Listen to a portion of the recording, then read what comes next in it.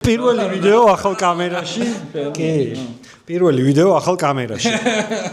ხო, პატარა ბლიც ინტერვიუ გვექნება ცელიაკიის შესახებ გასტროენტეროლოგ ჯაბა ზარქოასთან. გამარჯობა.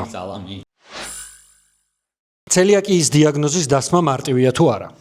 შეიძლება ეჭვმიტანა იყოს რთული, მაგრამ დიაგნოსტირება მარტივია, რახან არსებობს ყველა საშუალება საქართველოში, რის შეგვიძლია ეს დიაგნოზი დავსვათ. ცელიაკია გლუტენის აუტანლობა და გლუტენის ალერგია ერთი და იგივეა თუ არა? არა, განსხვავდება ერთმანეთისგან. თუ ცელიაკია გაქვს და დიეტას იცავ, ავად ხარ?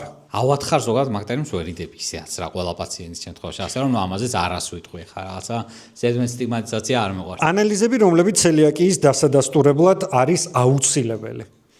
პირველი იწყება ლაბორატორიული კვლევით და სხეულის ტრანსგლუტამინაზას ანტისხეულები და იმუნოგლობულინ A ზოგადი საერთო იმუნოგლობულინ A არის პირველი ტესტი, რაც შეიძლება უნდა ჩატარდეს პაციენტთან და ეს თუ იქნება დადებითი, მერე უკვე კვლევის გაღრმავება და სხვა კვლევების ჩატარება, მათ შორის ენდოსკოპიის თავისი ბიოფსიები. გლუტენი მავნებელია ზოგადად ადამიანისთვის?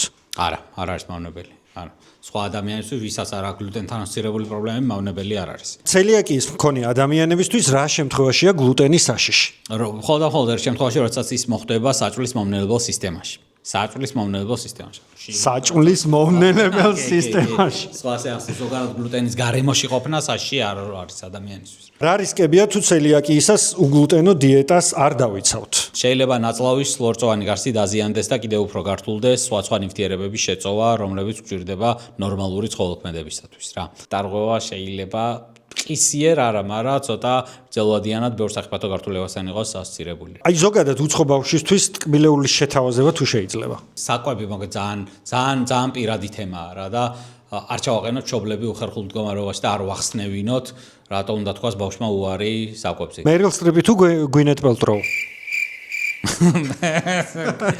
ეს ხო. რომელი ავარჩიო, არ მეფიქრია.